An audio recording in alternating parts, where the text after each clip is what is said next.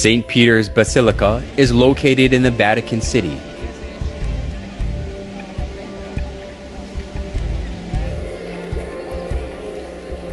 The bronze statue of St. Peter always attracts many tourists.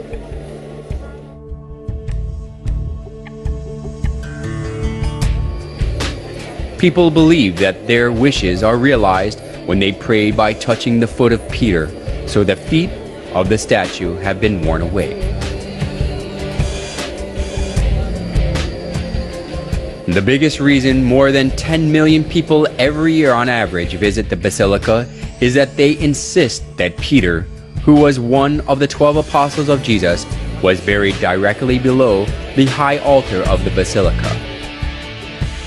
These are totally unfounded rumors, but people pray for God's blessing before the altar with blind faith.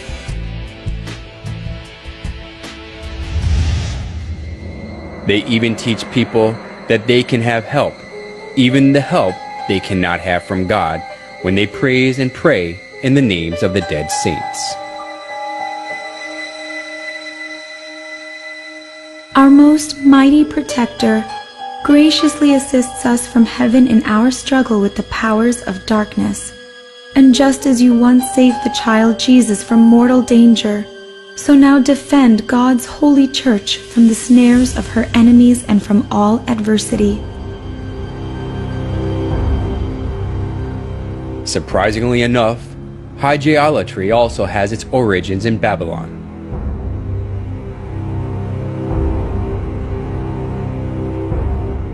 Since the Babylonians had some 5,000 gods, there were plenty to choose from.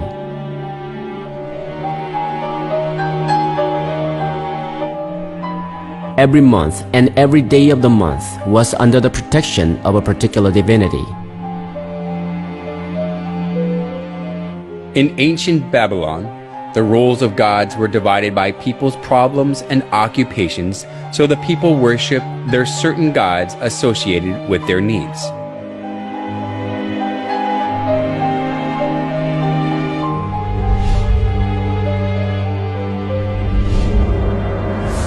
It has continued in the Catholic Church. The Catholics pray to the certain saints associated with their problems so that they can receive help. Just as we go to see different doctors according to the kinds of diseases, the Catholics go to different saints according to their needs. Just as they downgraded Jesus as a little child who depends on Mary through Mary worship, idolatry also deceived people to think that Jesus is weaker than the dead saints, so he cannot give them help.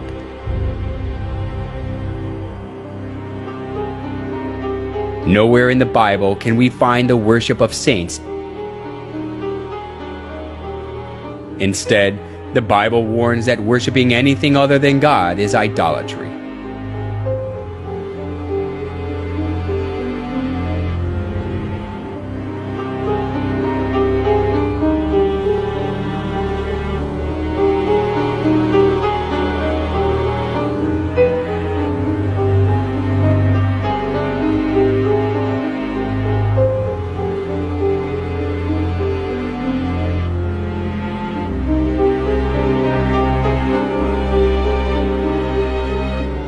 The Catholic Church even deleted the second commandment of the 10 Commandments so that they can worship the saints.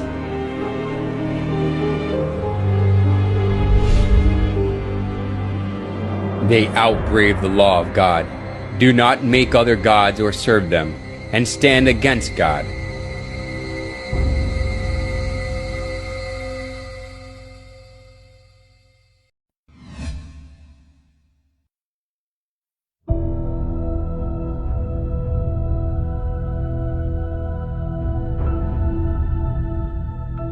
The statue of Virgin Mary with baby Jesus stands in the eye-catching place in the Catholic Church, whether it is a big cathedral or a chapel in a small town.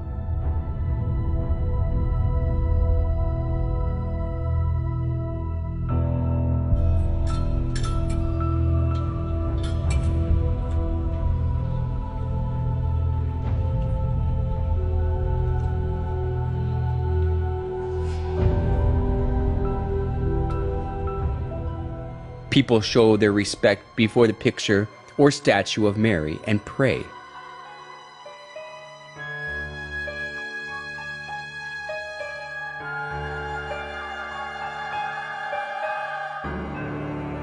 Even the Pope prays before Mary with his head lowered.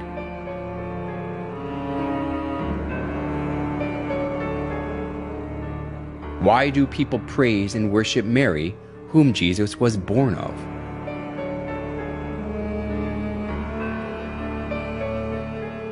A famous Catholic bishop and writer, Alphonsus Liguori, explained in his writings that it is far effective to pray to Mary than to Christ. In the Franciscan Chronicles, it is related that Brother Leo once saw a red ladder, on the summit of which was Jesus Christ, and a white one on top of which was his most holy mother. And he saw some who tried to ascend the red ladder, and they mounted a few steps and fell. They tried again and again fell.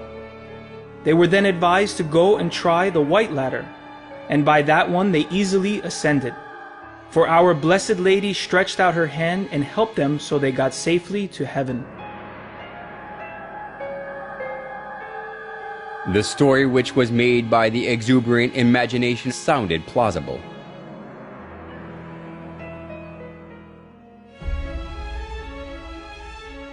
Although it was a man-made story, Pope Gregory XVI canonized Liguori as a saint, and Pope Pius IX declared him a doctor of the Catholic Church.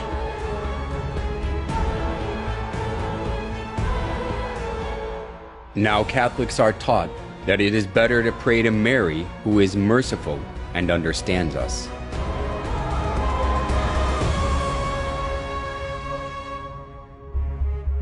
We must never go to our Lord Jesus except through Mary, using her intercession and good standing with Him.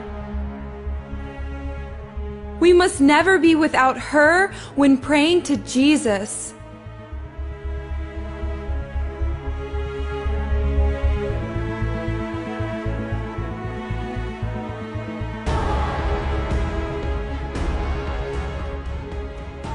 The plausible logic that Jesus cannot refuse Mary's request because she is his mother is shown well even through the image of Mary and baby Jesus.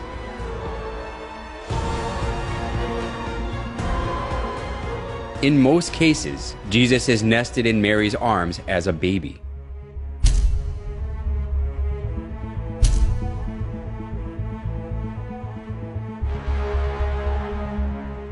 This downgrades Jesus to a little baby who is always dependent on Mary and lets people think that he can do nothing without Mary.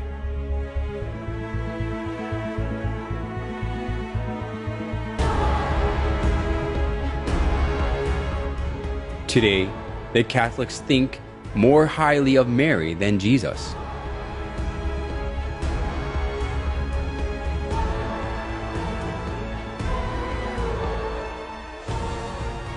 They call Mary the Mother of God, which implies that she is above God.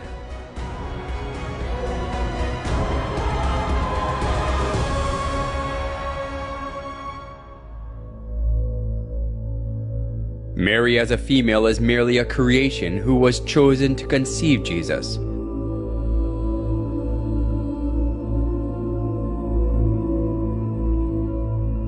How ridiculous it is for a creation to be called the Mother of God because God used her womb to be born in the earth.